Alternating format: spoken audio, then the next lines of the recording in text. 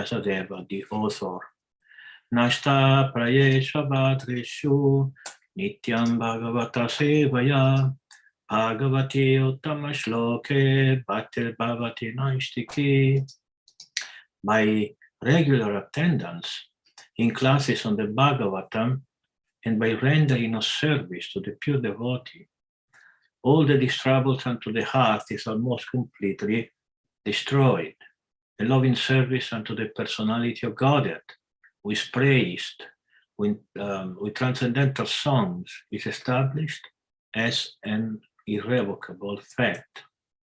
Nama Om Vishnu Padaya Krishna Pristaya Bhutale Srimate Bhaktivedanta Swami Niti Namine Namaste Saraswati Deve Gauravani Pracharine Nirvishesha Shunyavadi Paschatya Deshatarine Jaya Shri Krishna Chaitanya Prabhu Nityananda Shri Advaita Gadara Srivasadi Gaura Bhakta Vrinda Hare Krishna Krishna Krishna Hare Hare Hare Rama, Rama Rama, Hare Hare. So today we are going to start our 28th. We are right to 28 video conference in English language about Krishna Katha. And we will start reading the verse 1:3:29. However, I have been thinking the last week that every week I should tell a story. One of the stories referring to the incarnations we have been studied. We cannot tell them all every time, but of course, we are not going to leave any incarnation behind and not tell them during the weeks and months, hopefully years of Krishna Katha. In English, we are going to tell everybody's story. But I was thinking at least one we should tell. And I had thought that today we should tell the story of Parasurama.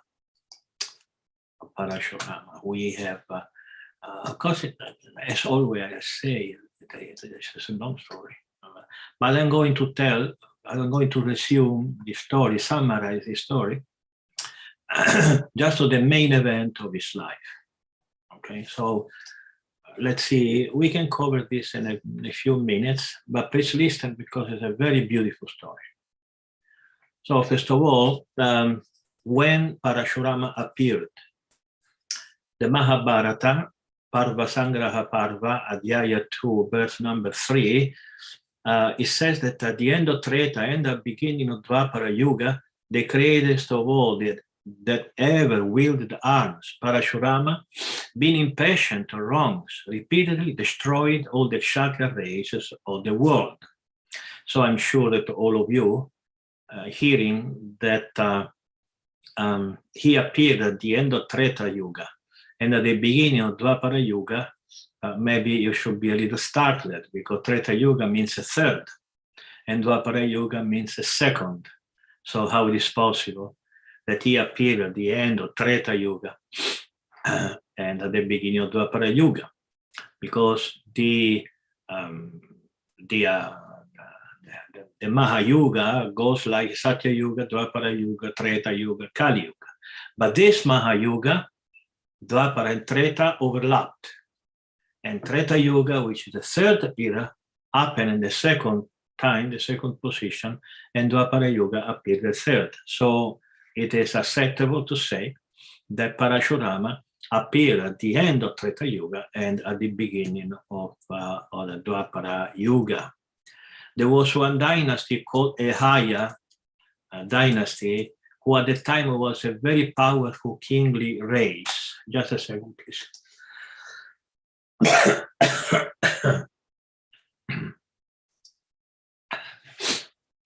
Excuse me. Parasurama was a descendant of Bhrigu race. That's why it is called the Bhargava race. And the Bhargava, for generations, were the family preceptors of the Ahaya kings. taking advantage of their supreme position in the royal palace, the Bhargava accumulated great wealth at the cost of the royal riches. Gradually, the Bhargava rose in prosperity and in inverse proportion to the decline of the higher wealth. So it is very clear that although at the Vedic time, the monarchy was a system observed. The monarch or the king were not free to do anything they wanted. They had to respect the brahmanas. And why it is also important to respect the brahmanas? Because they tell you what to do. They will tell you what is right to do. So they had a lot of council, which were brahmanas, very erudite brahmanas who knew the Vedas and all the different types of scriptures. So the brahmanas or the higher dynasty were the Bhargavas. Bhargava, again, means descendant of Bhrigu Muni.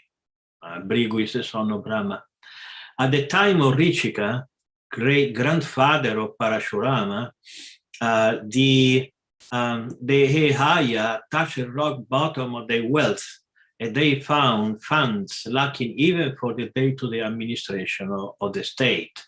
So the Haya king became very poor. In despair, they went and requested Ichikas to lend them some money, but they hid their money and refused to give them anything.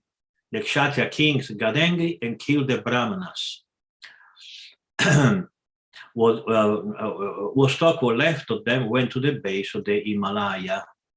So the Bhargava became almost exterminated. The few left, they went to the Himalaya to find shelter.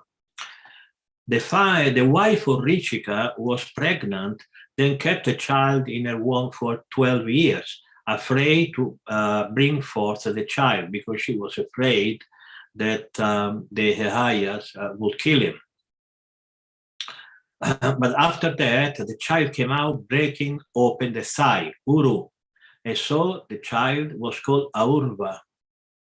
Even at the time of its birth, Aurva shone like a brilliant torch, and not only that, the child cried aloud and said, "Oh, wicked Kshatriyas, I will kill every one of you. I heard from my mother's womb the din of the sword that you raised to kill my ancestors. I will never wait for another moment to wreak vengeance on you." So Ahurva, as soon as he took birth, he cursed the Kshatriyas, "I will kill you all." The fire that emanated from the face of Ahurva burned even Devaloka.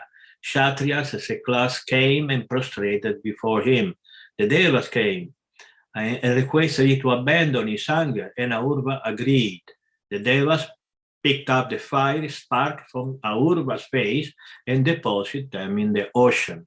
From those sparks put in the ocean was born Davadagni or Bhavadagni, alias Ahurva.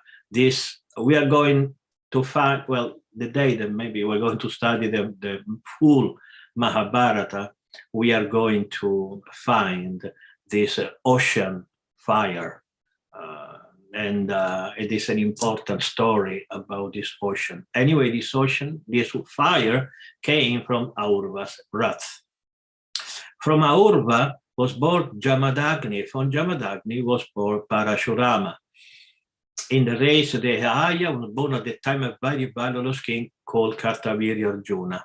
Once Kartavirya Arjuna gave a dinner to Agni Bhagavan. Agni began to devour all the mountains, the forests, and the world. The burning was so indiscriminated that he burned the ashram of sage named Apava. You better not touch Apava. The sage cursed Kartavirya Arjuna, saying that 1,000 hands of the latter would be cut off by Parasurama, born in the family of Bhargava. From that day onward, the latent feud in him against the Bhargava was roused into action. Kartavirya Arjuna worshipped Agni. Agni burned the forest. The forest, the ashram of Apava was burned. So Apava said to Kartavya Arjuna, your 1,000 arms, they are going to be cut by Parasurama. Entonces Kartavya Arjuna said, okay, then I'm going to kill them all again.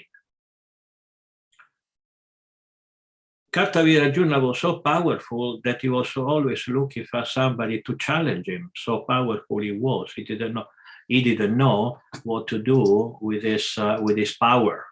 Just like when a man is very powerful, he wants to exercise, he wants to do something with his power.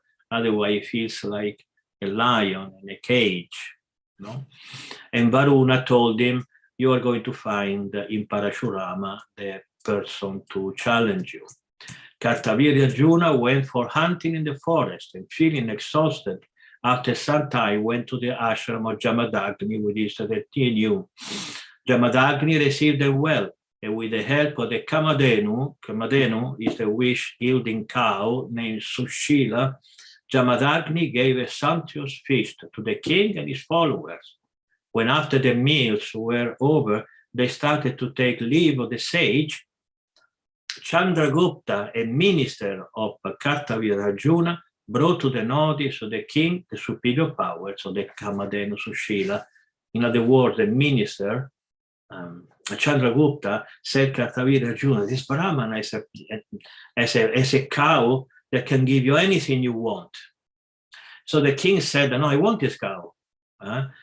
And he said, Chandragupta, ask the sage to give it to me.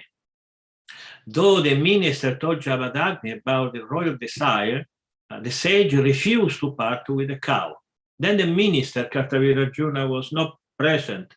Then the minister, with the help of other royal servants, took the cow by force. And the sage followed the cow weeping. They took the cow, the sage was weeping and weeping. And on the way, Chandragupta beat Jamadagni to death and brought the cow. So Chandragupta killed Jamadagni and brought the cow the presence of the king. The king was pleased. Then Jamadagni had a wife called Renuka. Renuka went in search of her husband, and her grief found him lying dead.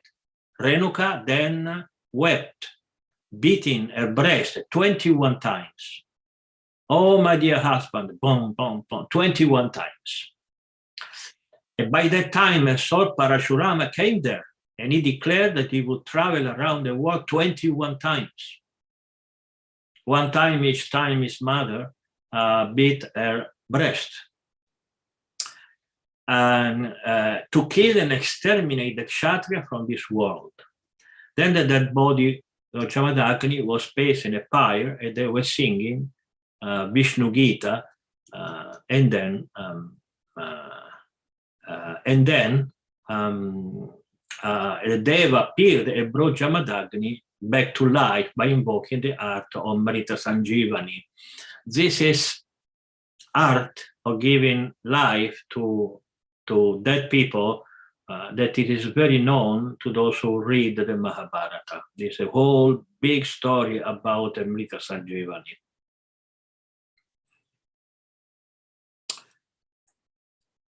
Then Parasurama said, I'm going to kill Kartavya Arjuna.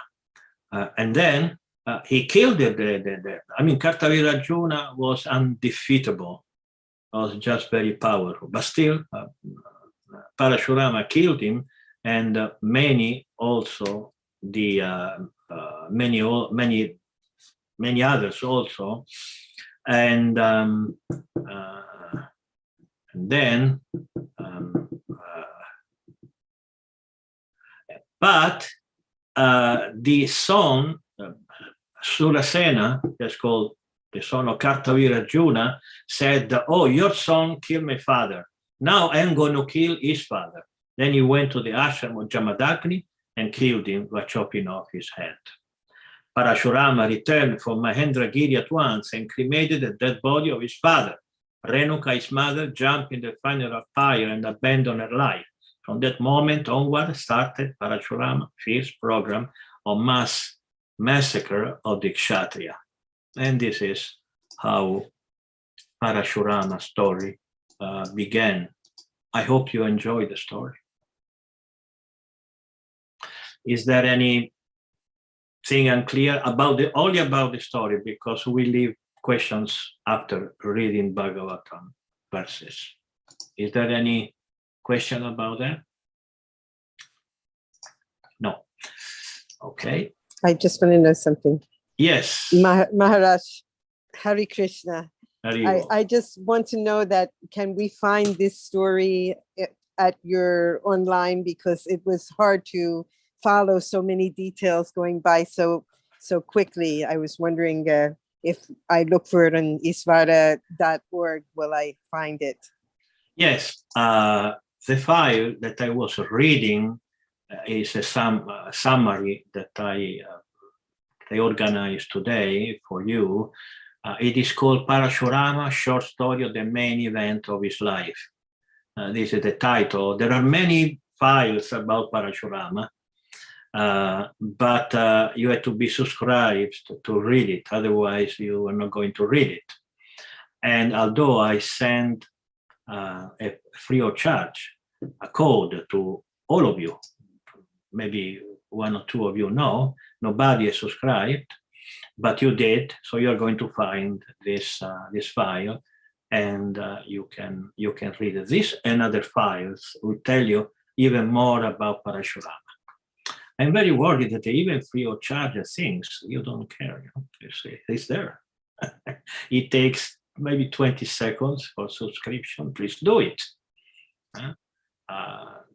It's right now in our library we have a little more than 7,000 files. Not all of them are already put in the right area, but at least almost 1,000 you cannot read it. 1,000 documents at the present moment, unless you are subscribed, you cannot access the file. Okay, so Parasurama, short story of the main event of his life. This is where I read from while telling you the story. Okay, then let's start 1.3.29 of the Srimad Bhagavatam. Guru Maharaj, permiso. Yes. Hare Krishna, receive my humble obeisances, please. Is this a new subscription that I need to make, or because I have been subscribed for over a year? So is this another subscription? I sent you an email, a WhatsApp notice to all of you. I mean, to those devotees who I know that either they're giving donation, like you are giving a monthly donation, and Bhakti Rosaline is giving a monthly donation, or they did some outstanding service, like Bhatta Andy, who took quite some time to correct the Mahabharata, so I felt obliged. Not that he did it for any reason, he did it out of devotion, but I also felt by devotion and gratitude that it should have free access.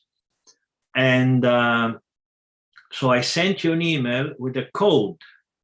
Okay, that was that email. So those who are already subscribed, they have to repeat the subscription. I understand. Because you have to repeat the subscription, you put the code that you enter, and for 1 year, you have access to all 5 of Area 1, which is public, you don't need any subscription to see many files, and Area 2, you need subscription, otherwise you will not. And Area 3 is just mine, is the area that I use for writing my books, where I write my notes, and all these notes will become books eventually. So I don't want people to read what is not completed yet. Okay, so when you click on Area 1, just read it. You click on Area 2 document, if you are subscribed, you read it. Area 3, you can't. Yes. Okay, thank you very much, Guru Maharaj. Thank you. And it took us 6 months to prepare this. It seems very easy, Area 1, Area 2. It took 6 months. There's a lot of work behind. And the reason why we have only, quote unquote, only 7,000 documents is because in the past, our website was not prepared. And I thought that maybe we would never be. So I didn't upload many documents because it's not, I couldn't use it. So now I can use it. And Cassandra is also sent a link. And yes, the story of Parasurama is freely available for everyone on the internet, and in the Veda base you can read it all. Yeah, this one is a morning walk. Prabhupada mentioned Parasurama, and he was talking about it, how it kind of relates to a conversation. So I didn't get it. I can't read all of it, but if anyone's curious. There are a lot of stories about Parasurama freely on the internet. Mm-hmm. And yes, you should read them, not necessarily my website, but then you don't help me. If you subscribe, you help me. If you don't subscribe, you can read it. Yes, but many things I say is not anywhere. If you are interested in what I say, then you should subscribe. Because this class will be, all my classes in the near future will be accessible only to those who are subscribed. So live, you can come and see, but the next day you need subscription, otherwise you cannot listen it again.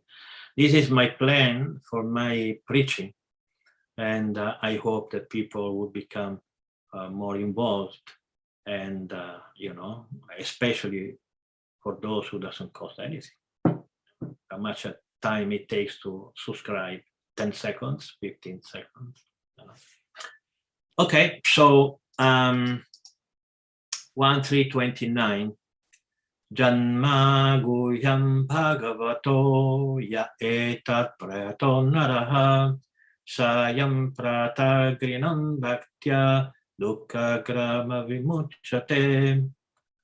Whoever carefully recites the mysterious appearances of the Lord with devotion in the morning and in the evening gets relief from all miseries of life.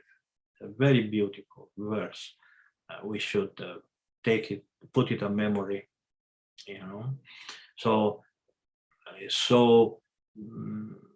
you say it's so blessed, such a blessing to hear the stories, that although somebody may think that they are just material stories, they are not. They are transcendental in nature. So listening to them is very important from our life. So much so that one gets relief from all miseries of life. So I think Cassandra, please read the verse number 30. Yes. The conception of the Virat universal form of the Lord as appearing in the material world is imaginary. It is to enable the less intelligent and neophytes to adjust to the idea of the Lord's having form, but factually the Lord has no material form. Yes, the Virata Rupa is the form that we hear in the Bhagavad Gita, where Krishna shows his Virata Rupa, his universal form. So this form doesn't exist. The Lord only shows it when he wants to impress people and telling them, look, I am the origin and everything of everything there is. So he manifests the Virata Rupa. But this is material. He shows the material world. But Krishna is no material form. So, and he shows it just to adjust, so that the neophytes get adjusted to the idea of the Lord have forms. But factually, the Lord has no material form. Please, number 31. Clouds and dust are carried by the air, but less intelligent persons say that the sky is cloudy and the air is dirty. Similarly, they also implant material bodily conceptions on the spirit self. Yes. So when there are clouds, we say, oh, the sun is covered by the clouds. But of course, there is no cloud big enough to cover the sun. We are covered by the cloud and not the sun. So, as they say, and also the air is never polluted. It's just that inside the air there is some pollution that we put. So material body conception of the spirit soul is never contaminated by the material energy.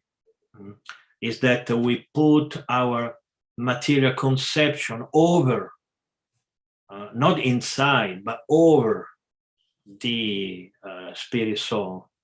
We have explained in the last weeks, I don't remember what video conference, I'm getting confused now, that the term upadi. Upadi means something above, something around, not inside.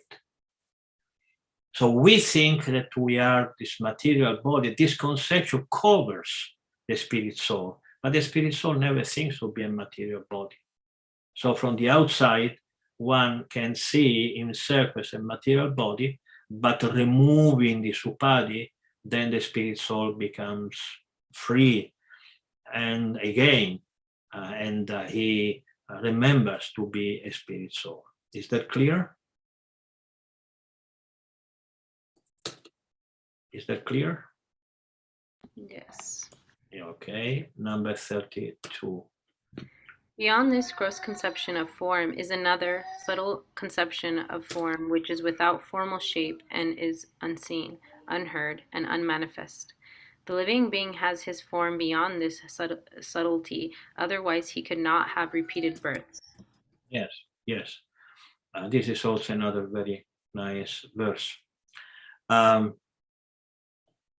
So we have in the creation the material universe, okay? And this, we know something about that. Beyond that, there is another shape or another energy which is impersonal, which is made of energy. And this energy comes from the Supreme Personality of Godhead. And this energy cannot be seen.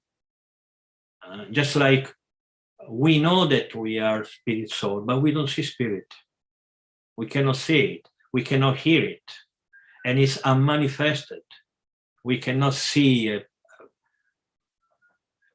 spiritual light or a spiritual rays. So it is unseen, unheard, and unmanifested. Living being is made of this energy, and this is personal. So there is the material world, there is the impersonal energy, and then there is the personal element that is ours. So we have both the person and the energy. And the energy is secondary to the person. Because here, Sutta Goswami makes a very nice point, very scientific, very intelligent. Otherwise, he could not have repeated the birth. If a spirit soul was not a person, what takes birth again? If we were only light or part of a light, what part of a light would take birth again? What's the reason of a little piece, a little ray of the infinite living, you say, the spiritual light energy of the Brahmajyoti takes birth again? For what reason? There is no reason. So the proof that we are person is that we take birth again. We take birth in this material world because only a person can take birth. So this is a very nice explanation. It should be used in our preaching against the Mayavadis or the impersonalists. Number 33. Whenever a person experiences by self-realization that both the gross and the subtle bodies have nothing to do with the pure self, at that time he sees himself as well as a Lord. Yes. So are we Krishna? Is this what this verse is saying? Brahma Darshanam,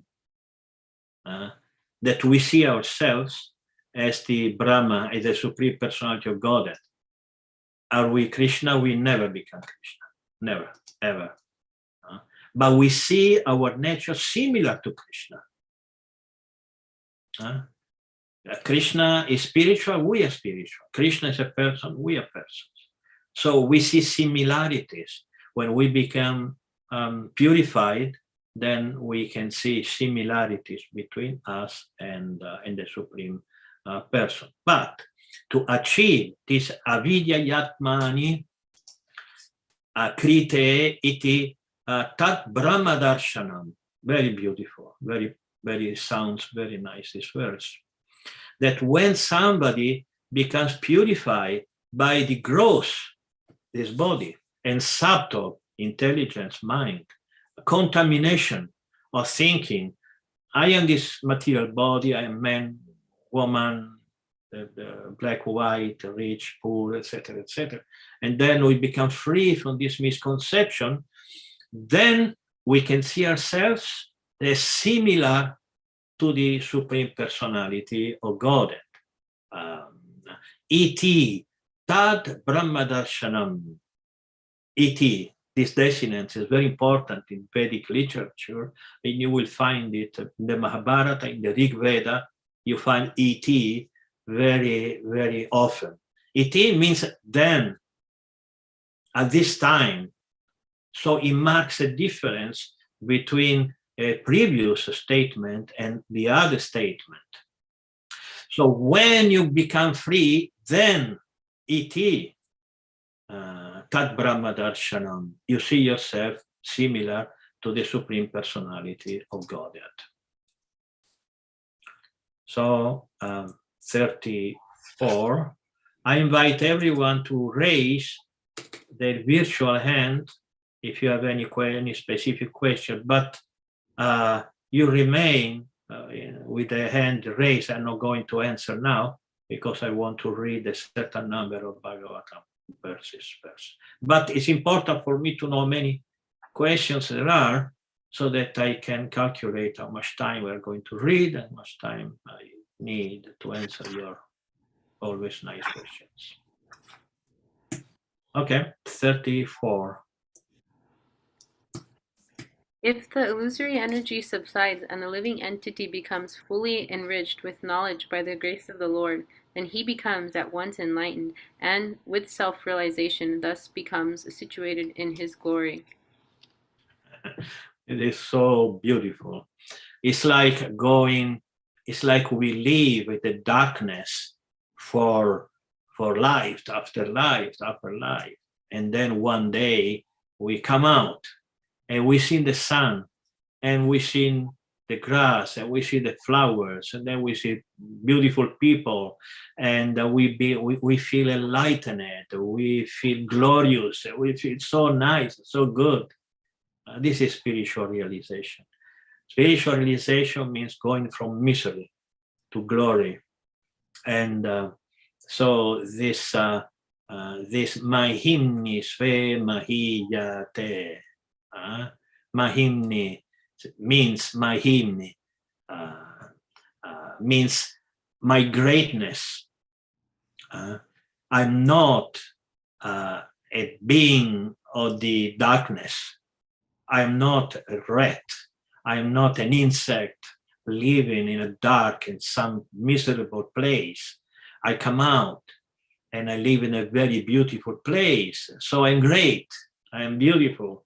I am glorious. I'm intelligent. And now I understand things that before I thought that life was just eating, sleeping, mating, defending. But now I can see that there is much more in life. That there are happiness that before I didn't know that existed. Some tastes that I didn't know that existed. So this verse, it tells the transition from ignorance to pure knowledge. And mahimni sve mahiyate, one becomes situated in his own glory. Okay, verse 35. Thus learned men describe the births and activities of the unborn and inactive, which are undescribable even in the Vedic literatures. He is the Lord of the heart. Okay, so at this point, when somebody comes out to light, then what does he do? He knows that God exists. Let me use this word because we use God. There's a supreme personality. It's not difficult to establish that a supreme person must exist. And the main reason that it cannot not exist, it's just unreasonable, it is illogical to suppose that there is no a person, a supreme person behind the creation. There is no, if you refuse and you reject the idea of a supreme person, you just cannot explain anything. And your science becomes the worst of religion, of fideistic religion, where you accept that there is no God just for faith, because you don't have an explanation to why God does not exist. Many times in my preaching career, this is the first time I use this word, my preaching life, okay, I met hundreds of people, maybe thousands of people say, prove me that God exists. So when you are young, you are full of halava, a lot of passion in your blood, so you start to, because you and that.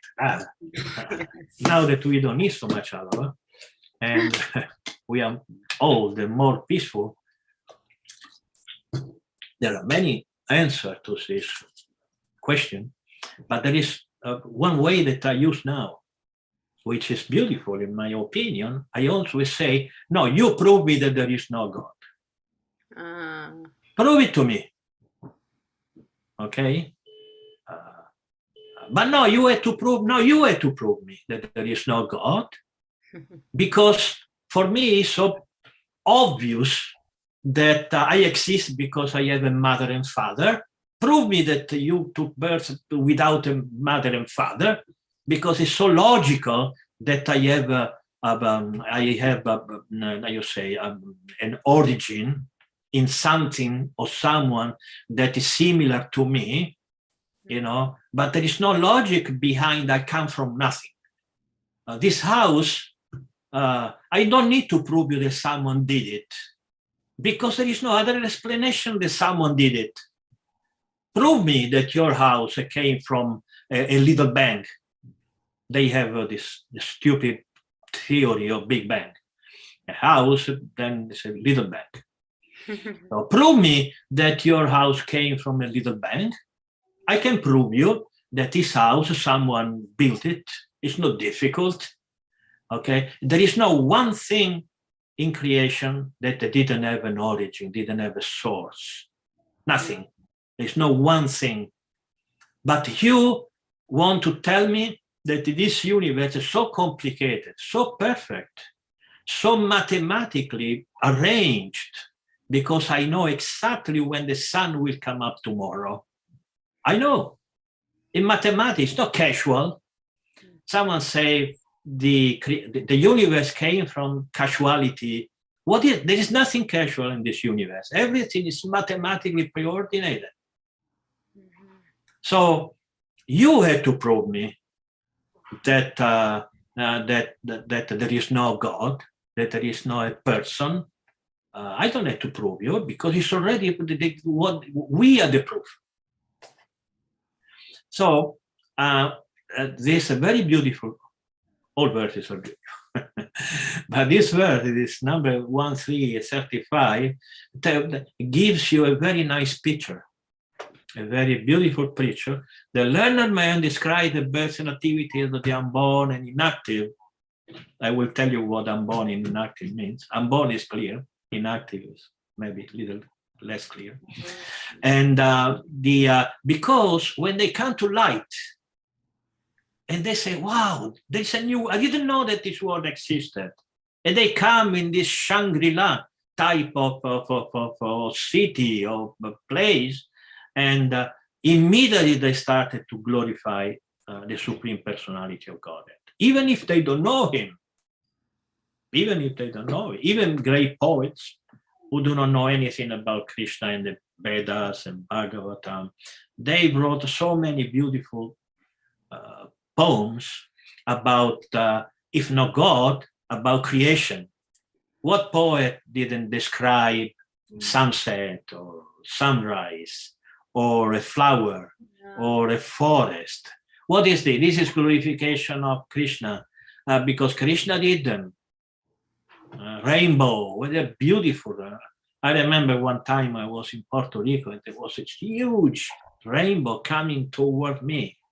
So I was afraid maybe there is some electricity, I don't know, but I said, no, I want to be crossed by a rainbow, at least one time in my life. So I was a little afraid, actually. I caught this huge rainbow coming toward me, so I let it cross me. Nothing happened, I'm still alive. But it was very beautiful to see all these colors, all these things coming towards you. Now, this is so beautiful and poetic, and this is life. If you can appreciate God's creation, this is the Virata Rupa. This is the Lord's material creation. This is Krishna's glorification because he did them. So unborn means that we are born because of karma. He takes birth not for karma, he comes. There is a difference between coming and falling down. Coming, you come. Falling down, you fall down. So that's why Krishna is called the Ajanasya. Akartur means, and Ajanasya means not born. Akartu means inactive. What it means inactive, that Krishna doesn't do anything. Of course, he does a lot of things. But it doesn't, first of all, it doesn't do anything material. And second, it's not obliged to do anything because of karma or because of the laws of nature, just like we are. We are obliged to do so many things. And sometimes we are obliged to eat and sleep and drink, or we are obliged to do things because we need some pleasure, happiness, but he is not forced to do anything. What he does, he wants to do. That's why Krishna is called Akarta, means inactive, materially inactive. Okay, let's answer Bhaktin. We have two questions. So then we are going to take these two questions and let's see if we continue or not reading Bhagavatam verses.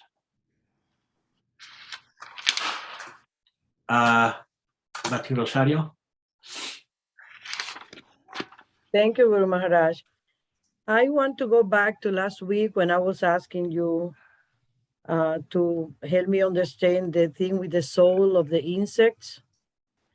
And I thought about something that I learned from one of your books about Krishna having a dog in the spiritual world. So I'm wondering what about the jiva of that dog? Will that dog be always a dog, or is that dog, how is it that if there is a cycle of reincarnations from animal to human, how is it that that dog is still a dog? And please explain a little bit so I can understand. Thank you. Yes. Okay. So first of all, let's perfect your phrase. It is not that the dogs have soul. The dog is a soul that has a dog body. When you use the verb to have, that implies that you are something, you have something else. If you use the verb to be, you are the thing, and then you have something else. So the dog in the material world is never a dog. He has a dog body, just like you can drive one, I don't know, in I don't know, a small car, or I can drive a big car, but I never become small or big depending from the car I drive, because there is a difference. I have a car. I am this person. Okay? So the soul, due to the level or the type or the quality of his consciousness, is forced to take a certain type of body. Okay? So he has a body so that he can enjoy and suffer whatever there is to enjoy and suffer in this particular material body. Okay? So in the spiritual world, it's different. In the spiritual world, there is no difference between jiva and body. It's the same thing. Okay? One has a spiritual body, that is the jiva.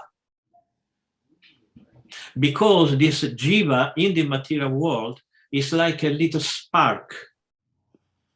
It's a spark. Right now we are sparks. The more we advance in spiritual life, the more the spark becomes to take a form, just like a seed. A tree, a seed of a tree. At the beginning, it's just a seed. You don't see anything. You don't even know what type of a tree that is inside. But if you continue putting water, sunshine, and the right land, etc., you see that slowly but slowly something will come out from the seed.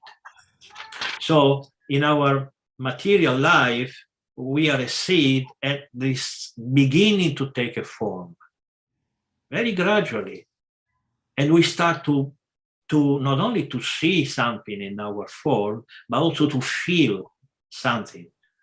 At the beginning, we feel just spiritual because we are a spiritual seed. But then slowly but slowly, it can be fast. It's not necessarily slow, you know. Then you may starting to feel to be a gopi, or a guru, or Narada Muni, or a preacher of this and that. You start feeling, thinking, willing like a spirit soul. Okay? When this seed fully fructifies, it becomes a tree, then your material body, there is no more. You are a spirit body with all your characteristics, etc. In the spiritual world, you have your fully developed spiritual body.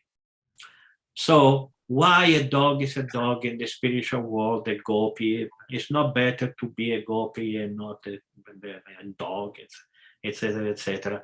Well, you don't, it's like going to a fish and tell a fish, look, being a man is better. You know, why don't you be a better? But a fish tells you, no, I am enjoying being a fish. And you can ask him, why you feel that being a, because I am a fish. Why you want to tell me that your position is better than mine? It's like telling Mother Yashoda, look, you know, a gopi is better than being Krishna's mother. Mother Yashoda will tell you, no, it's not better, because I am fully satisfied of being Krishna's mother. And so a dog in the spiritual world is a dog because he wants to be, he likes this position. And any form in the spiritual world is completely perfect. I know that you have the next question, that is, if a dog wants to become a gopi, he can become a gopi. Yes, he can become a gopi. Of course, he can. It's not that eternally somebody is obliged to be someone he doesn't want to be, but it's very difficult that the fish wants to be something else because he's a fish. Okay, but a fish cannot become a man, but a dog can become a gopi in the spiritual world. Okay, so it's just that we have to understand how it works in the spiritual world, the meaning of the word svarupa. Svarupa. Svarupa means what you are. Sva means internal, su. Sva comes from su. Su means your own, what you are. So how it is possible that you are something, you want to be something else? But again, at the cost of bore you, if you want to be something else, why not? Krishna is full of dogs. If one dog wants to be someone else, of course, he will let him do. But again, it's very difficult that someone from, wants to be someone else since he is what it is. Okay. Thank you very much. Thank you. And I think Cassandra.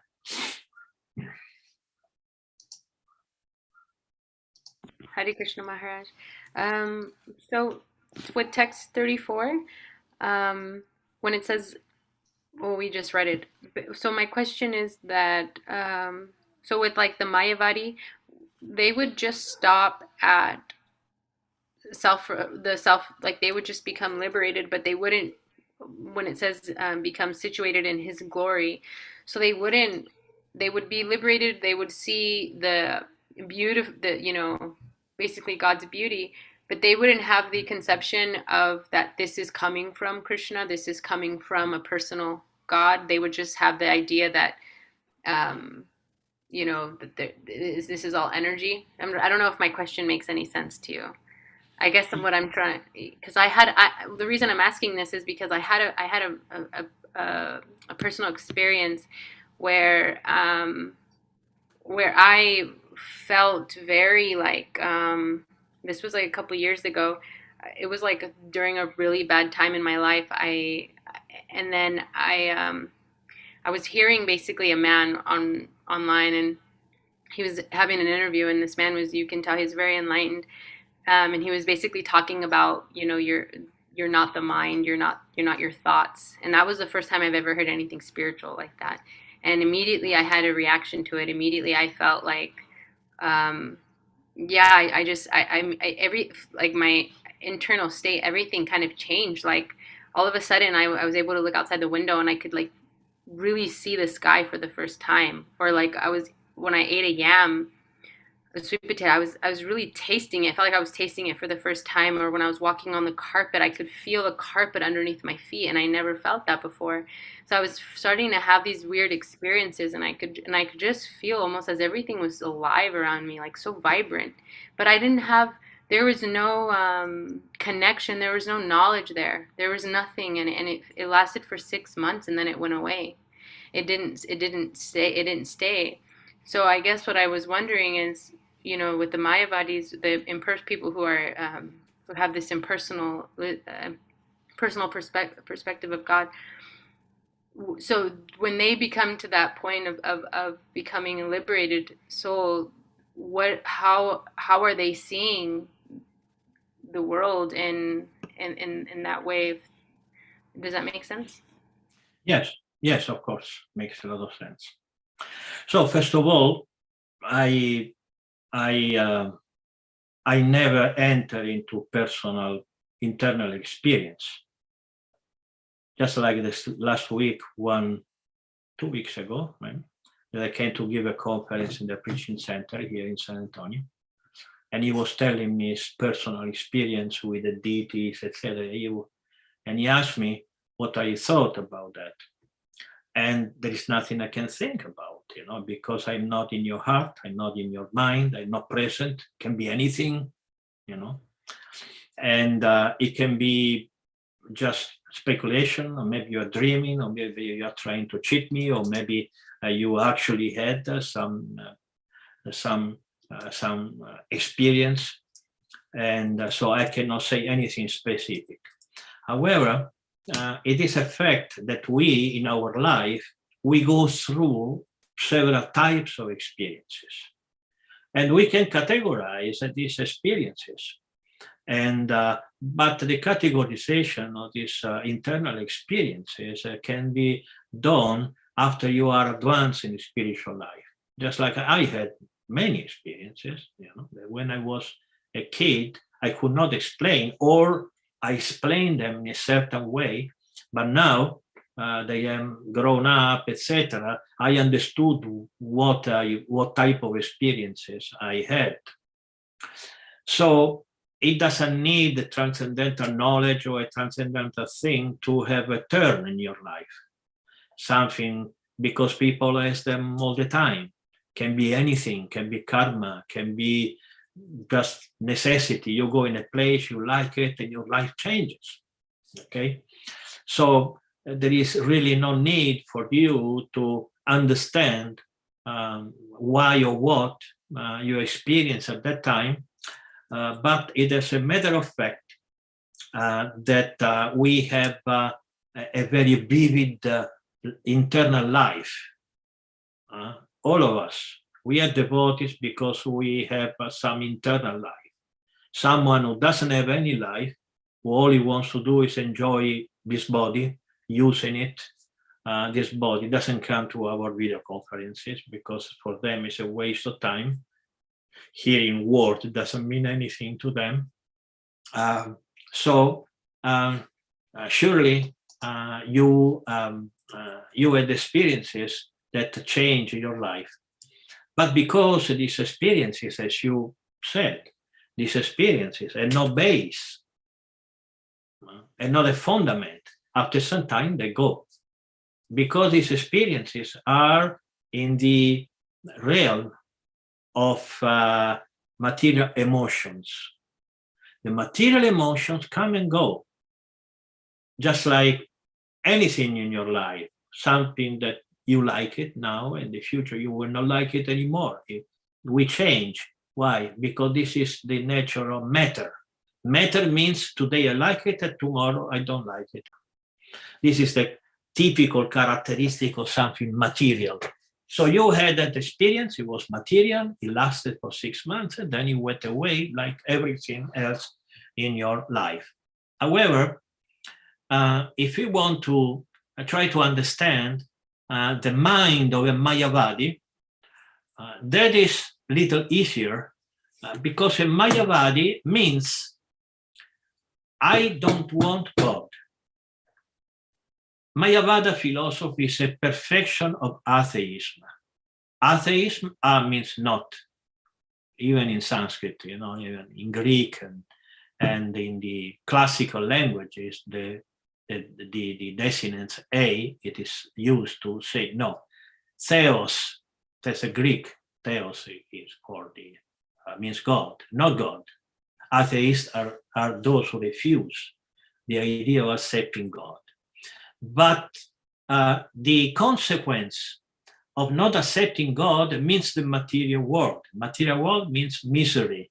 So a Mayavadi is someone who say, I don't want material life because it's miserable, but I don't want God either. So Krishna, being so merciful, he creates a third area, a third world, when somebody can have this relief from material misery and from the idea or the necessity of accepting the existence of a God. So Mayavadi means nothing. There is nothing. There is no houses, there is no street, there is no God, there is no happiness, there is no pain. So what a Mayavadi feels in the spiritual world? Mayavadi feels the absence of pain.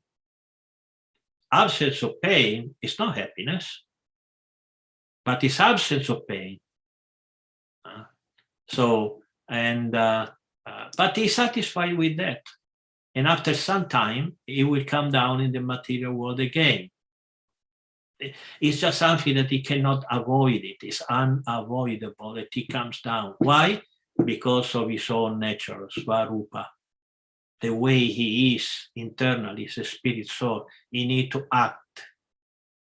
The spiritual world, the Brahma Jyoti, there is no action. There is nothing going on there. It's just, I don't know how to describe it. It's a place where there is nothing going on. There's nobody there. You don't see anybody. You don't see anything. You don't see cities. You don't see people. You see light. And since there is only light, there is nothing paining you. Okay? There's nothing paining you. You are there enjoying the absence of pain. But after some time, I got to do something. Oh God, this is nice, but I had to do something because the being active is a nature of the soul, and since there is no action, because you don't have a body. If you don't have a body, how do you act? Then you come in the material world again. You start the whole thing again. Because only in the spiritual world there is an eternal situation where there is no pain and there is happiness and there is action. Everything you need is only in the spiritual world. So this is the best description of Brahmajyoti that I can give. Brahmajyoti is eternal, but because you find this in all the Upanishads, Brahmajyoti is eternal. So Mayavadi say, okay, we are eternally in the Brahmajyoti. No, the Brahmajyoti is eternal. And you are eternal, but you cannot stay eternal in the Brahmajyoti. Because it's simply innatural. So you must come down, you must fall down again in the material world. I think that more or less right now is the best description I can give.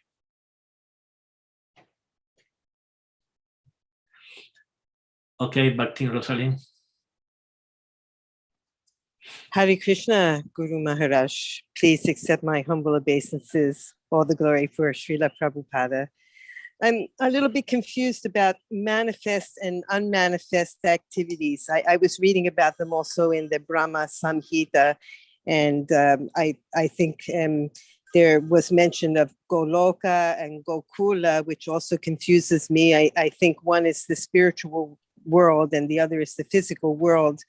And I'm not sure if the activities are manifest in one and unmanifest in the other, or what does this mean, manifest and unmanifest activity? Manifested activity means activity that we can see, with this material eyes. Just like when Krishna came in this material world, although he was transcendental, and the place where he did these pastimes were in the material world, and his devotees were also in the material world, but we could see them.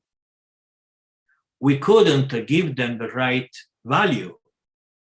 In other words, the people who watch his pastime didn't know that they were transcendental, but they could see them. These are called manifested pastimes. The unmanifested pastimes are the pastimes that we need transcendental eyes to see them.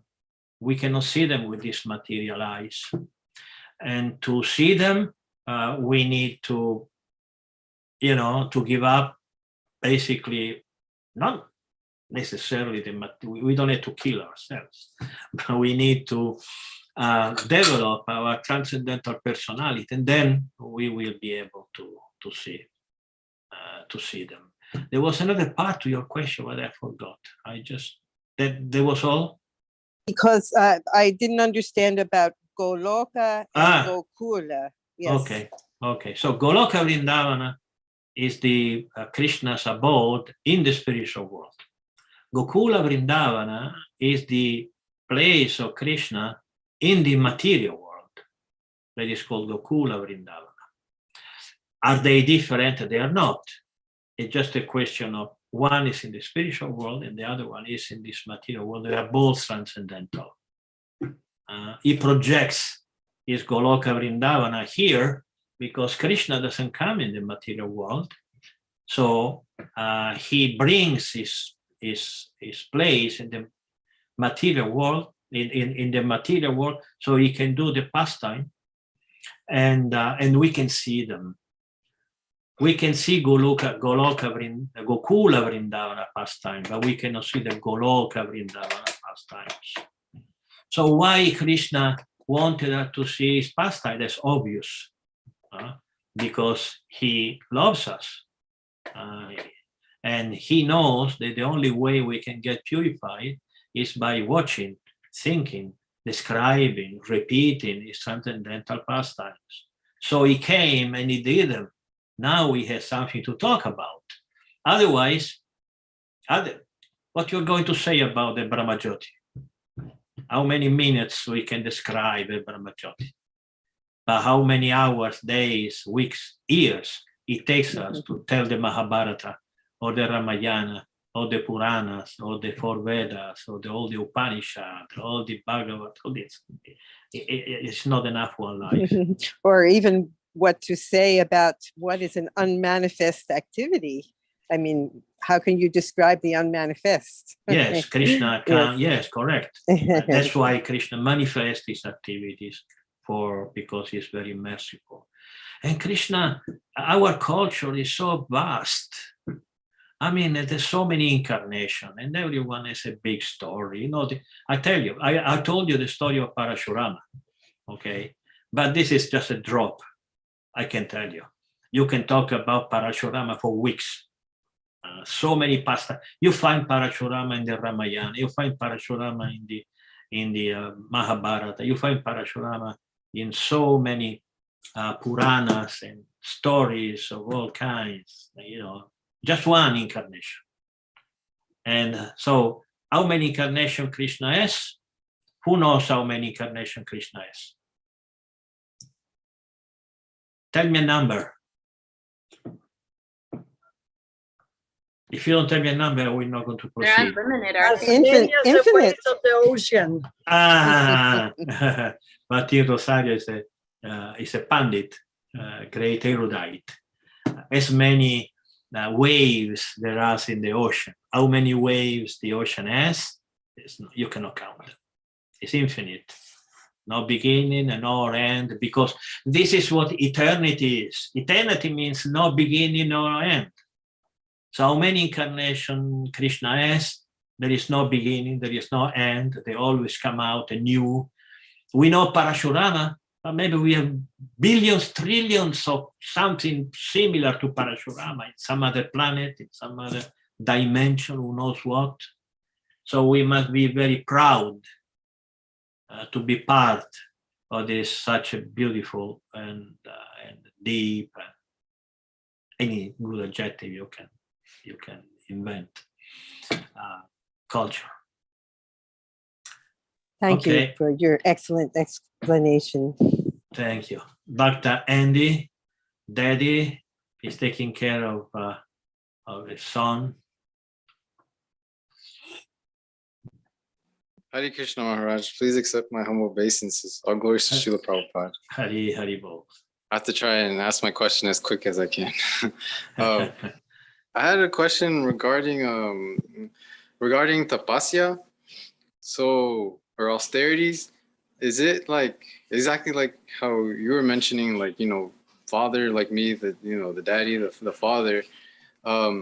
Is it that like me actively trying to be like a good father or like good husband? In a sense, it almost feels like an austerity. And is it like, it's not that like it almost feels like an austerity. So I've also heard that like the equivalent for us of like the yogis, like meditating in the Himalayas is just doing japa. Like even right here, like doing japa here in front of the altar can be seen as like the equivalent of like a yogi meditating in the Himalayas. It's like the same for us. So I guess my question is it, does it make sense for me to view my life and things like going to work and, you know, taking care of Oliver, you know, changing his diaper, whatever the case, is it okay for me to see that as like an austerity and it's like something that's actually helping me grow spiritually? Because right now I feel like I'm just seeing how mundane I have, like the vision that I have is just very mundane. And so are these spiritual activities? Are these austerities, or is that not quite right? I don't know if that makes sense. Yes, it makes sense. Makes sense, and I think this is a very important actually question, because we had to understand that not just philosophy, but how to live it, how to live this philosophy. Because obviously when we preach about philosophy, and we think that the only way to live a Krishna consciousness is to go in a temple and give everything up, in the family, it becomes a brahmachari or a sannyasi or something like that, but it's not. And I will say something about this point. There is one word in our culture which is very important, which it is very difficult to translate because it doesn't mean anything specific, but it's a philosophical concept. And this word is Dharma. Okay, Dharma. Dharma comes from the Sanskrit root, verbal root. The root of Sanskrit words, they are all verbal. They come from verb. Which means to sustain. Okay, now we have at the moment we have a certain nature. We take birth with a nature, and this nature may be not mature for a complete spiritual life. The ideal spiritual life is just to go to Vrindavan and put a loincloth, put one piece of clothes and going and walking on the Yamuna and reciting verses and then come back, take some prasada, chanting 64 rounds. This is the ideal spiritual life. We don't want even know anything about the material life. We don't want to know about money. We don't want to know about houses. We don't want to know anything, zero. We just want to know about Krishna's name, Krishna pastimes. So this is it. But what about if you are not ready to do this? What will sustain our advancement in spiritual life? What is our Dharma? Our Dharma is how you say in English? Determined by our present state of consciousness. Because if you do or try to do something that is really not your time to do, you may even fall down from spiritual life. So you need to do what you have to do. This is Dharma. So who is going to determine your Dharma? This is the Guru. This is the position of the spiritual master.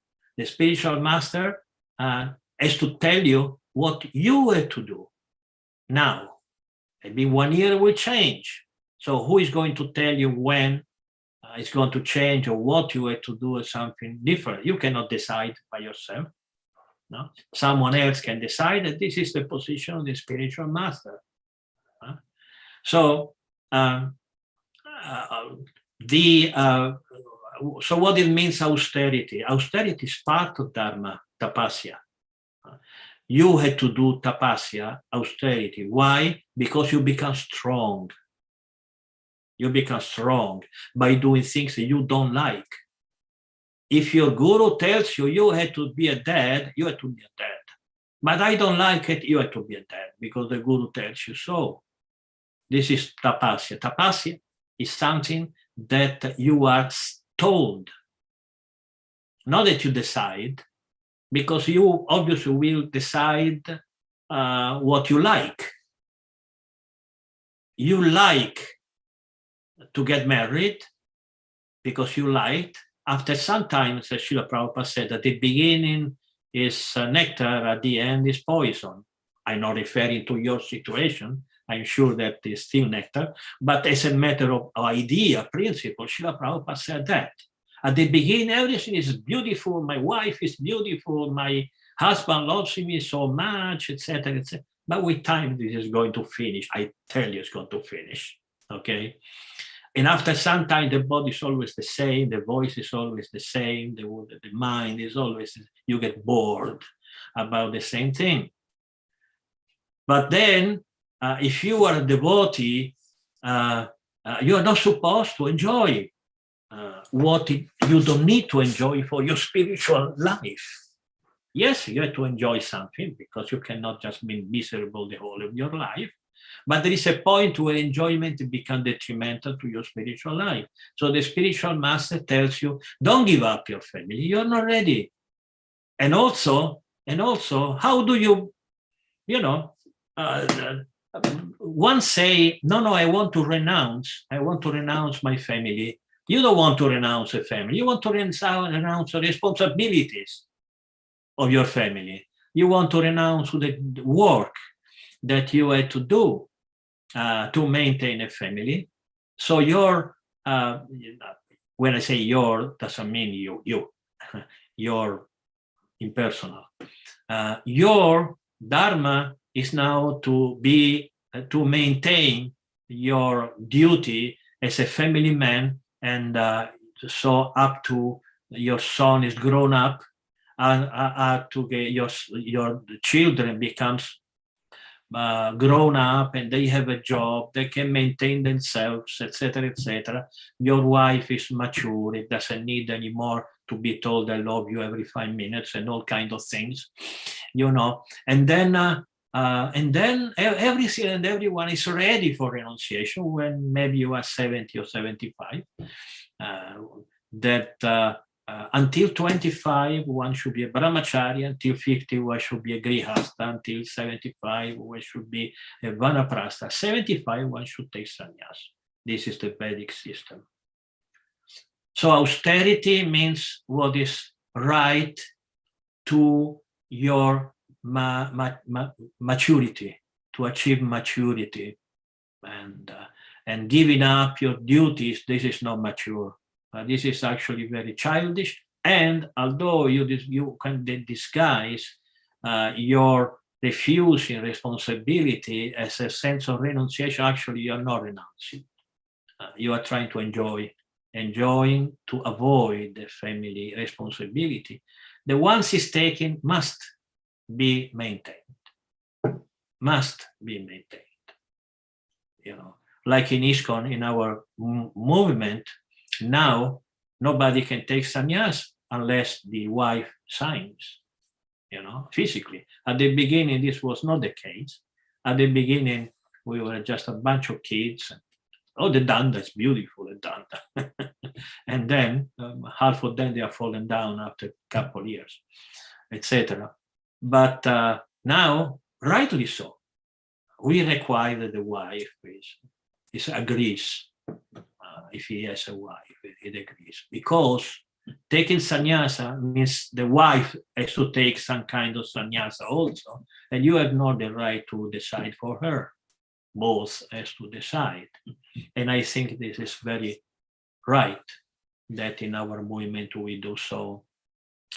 So one is to plan his life as a devotee in a very mature way, so that we can advance in spiritual life. And I can say that being a grihastha is very helpful to the spiritual life. If someone can avoid this by getting married and all the trouble, etc., it's better. But if he has too much desire for self-gratification, sex being number one, etc., he should get married. Because better to enjoy in a grihastha life than enjoying as a sannyasi. You know, you get, once you're a sannyasi, you can enjoy anything. You are just a servant of the society. So to conclude your very nice and important question, there is no one answer for all the cases. Okay, every case should be analyzed and decided upon, and that's why one needs a guru. Without the spiritual master, you don't know what is right or what is wrong. Spiritual master has to decide what you do, but in general, family life should not be given up. Because you are taking a responsibility and you have to maintain your responsibility as a father, as a mother, or in the future as a son. Your sons also, when he grows up, he will have some responsibility. It's not that being maintained for 25 years and then Haribol, I go for my life. Well, what about his mommy and daddy need something? He has to provide after being provided for 25 years. So this is our culture. And I think it's a very, very nice culture. Well, we are going to get back to this point. It's not concluded. I have many other things to say about, but you know. Hare Krishna Maharaj, this is Dhananjay Das here. Dhananjaya Prabhu, Haribol, Haribol. Haribol, Haribol. So you brought a very nice point actually, very wonderful, which is, I found that in ISKCON there is always a Grihastha ashram is very nice, but at certain point,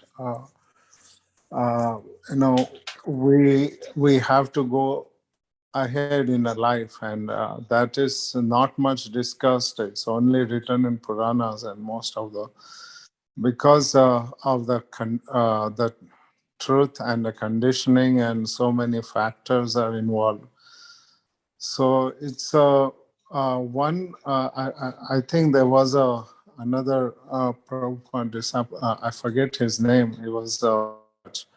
I forget his name, but he took sannyas from His Holiness Radhanath Swami Maharaj. So I asked him, "What about my going to the next order?" So he said, "Unless your daughters are married and the son becomes independent, you can't really go to the next order." So then it becomes really hard because we don't know when they will marry and when. So we just have to pull on for a long time. Yeah. Yes, absolutely. I don't think that we can define a renunciant, someone who renounces to duties, Dharma. You know, you gave, a body to your daughter. Before losing her dad, she has to be married, and the son is to be married also, or at least get a job, serious job. And until then, why should take a sannyas? There was one debate I participated of a sannyas who gave up his wife after 2 years. He gave up sannyas, he married somebody else.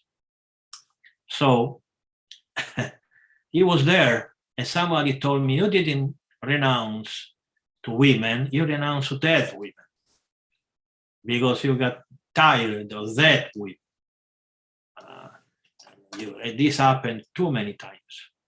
No, we had to take our responsibility up to the end. Unless, of course, there are extraordinary cases, but there are very, very few cases. And to conclude at this point, it's, austerity makes you strong. And if one thinks that giving up duties makes you strong, I don't think you are understanding what austerity means. The austerity of someone can be family life. That's a big austerity, just like Bhatta Andy was telling, being a father, I can see with my own son. He loved to travel and go to the Himalaya. He visited India so many times, and now he got a daughter. He never complains just because he's very particular character, etc. But sometimes he says, I was traveling on the Himalaya and now I'm cleaning my daughter's, my daughter thing. And, but, you did that and now you had to take your responsibility. And sometimes this may mean the whole life. So next life, be careful what you do. What are your choices? And next life, if you don't want to get entangled for 30 or 40 years, this is how much time it takes to finish the family business, 30 or 40 years of your life. Just don't get married and go from brahmacharya to sannyasa. Okay. Shashidhar Prabhu. Hare Krishna Maharaj, please accept my humble obeisance. All glories to Srila Prabhupada. So you have explained the concept of Mayavadis, right? But in one book I have read, like Mayavada was introduced by Shankaracharya in order to drive away with the Buddhist philosophy. So is that the same? What's Buddhism system of philosophy is different, or how is it like? Yes. To compare Buddhism to Mayavada or Advaitavada is like comparing European philosophy to Indian philosophy. What does it mean? You know, how many philosophies there are in Europe? There is no a European philosophy. Just like there is no a European philosophy, there is no a Mayavada philosophy. Mayavada is a term who refers to a singularity inside a certain philosophy, or a characteristic of a particular philosophy. So if we go to the mainstream of Mayavada or Advaita, what's the difference between Mayavada and Advaitavada? There is a difference. It's not the same thing.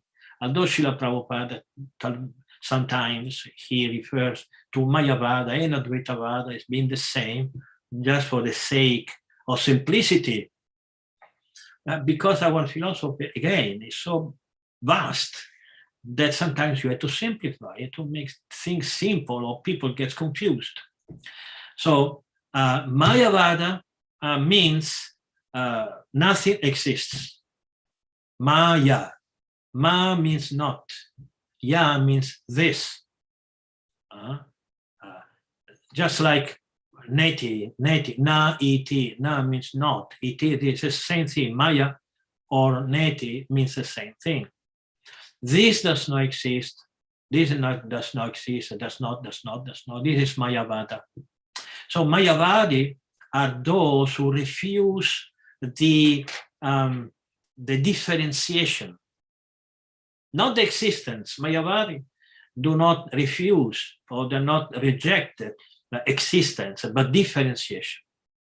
They say that everything existence actually is made of one singular energy, which is the Brahman.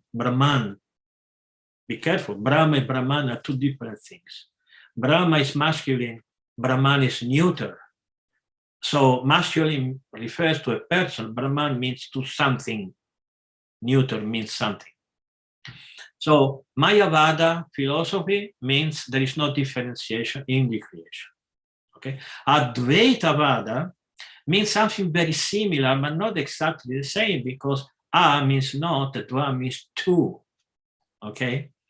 The Advaitavadi, they say that there is no difference between you and me, okay, but this you and me exists temporarily, while the Mayavadi say there is no existence at the present moment either. This is the difference between Advaitavadi and Mayavadi.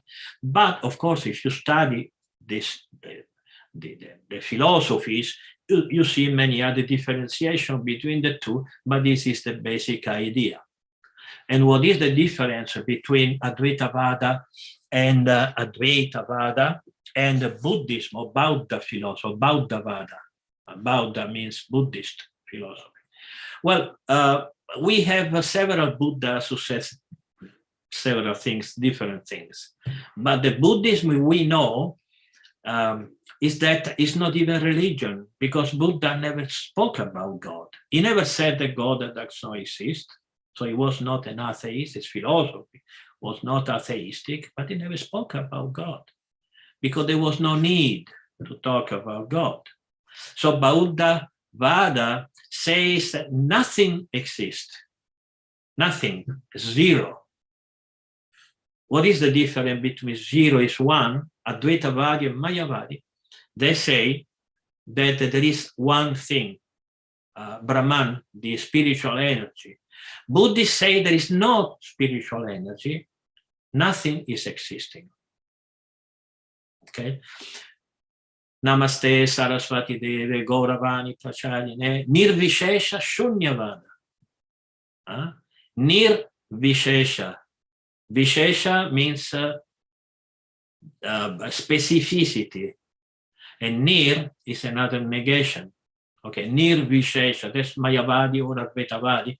Nirvishesha is another type of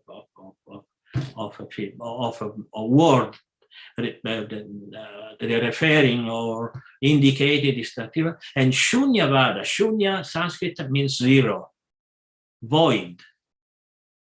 So the Srila Prabhupada came in this material world to defeat Nirvishesha and Shunyavada, means Buddhism. Buddhism means zero, there is no existence. And if you go deep in these philosophies, you see that there is a lot of difference. They start very close, 1, 0, and then they go astray, one. It becomes a very particular, peculiar philosophies. I spent quite some time of my life trying to understand what they say, and it's very different from our philosophy. It's like saying, atheism and Buddha philosophy and Mayavada philosophies are very dangerous. Because an atheist is very easy to defeat. They have to prove that there is no God, which is impossible, But they go very deeply. They go very subtle. And they say, no, God exists not as a person, you are God. And the Buddhists say, no, there is no God, but you are not also existing. So they are more difficult to defeat because you have to go very much into logic. It's not impossible, of course, to defeat them, but it can be done.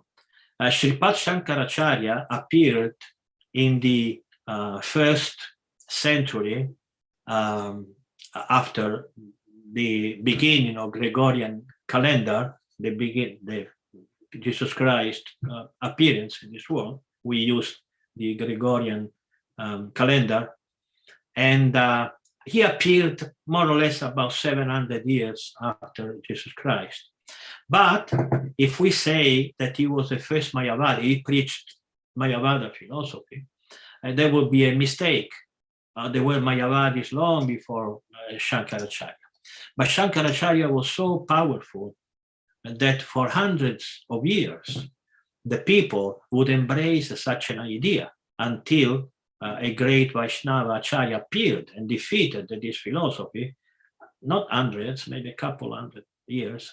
And this great Acharya was called Ramanujacharya. Ramanujacharya was one of the greatest philosophers of our time. A few hundred years, about 1100, another great Acharya appeared, which is Madhvacharya. And both Ramanuja and Madhva defeated Shankaracharya's philosophy. So I think this is the question I have for you.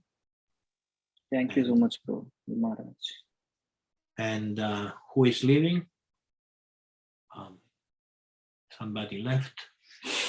He's saying, Hare Krishna, excuse me, I had to leave. Okay. Yeah, probably it's Rosario.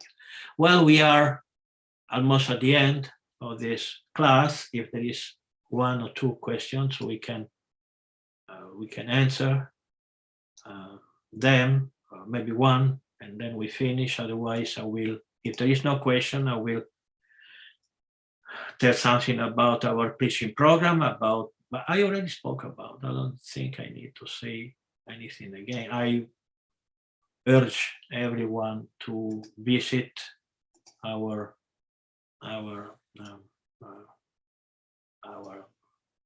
website, which is this one. Don't miss. At the present moment, there are only 7,018 articles. They will raise, become 100,000, more than 100,000. You can find anything there.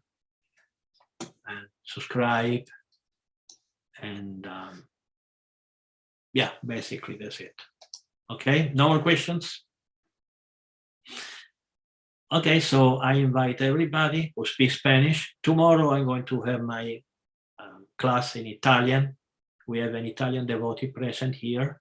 It's very late at night, and for him to be here at this time is very heroic. I thank him so. I like so much to see him present. And I had to answer your email. I will tomorrow. And then Saturday we are going to have our conference in Spanish. Now we are having 3 video conferences every week. Thursday English, Friday Italian, and Saturday in Spanish. Okay? Thank you very much. All glories to Srila Prabhupada. Hari Hari Bol. Hare Krishna, Hari Bol Maharaj. Maharaj. Hari Bol.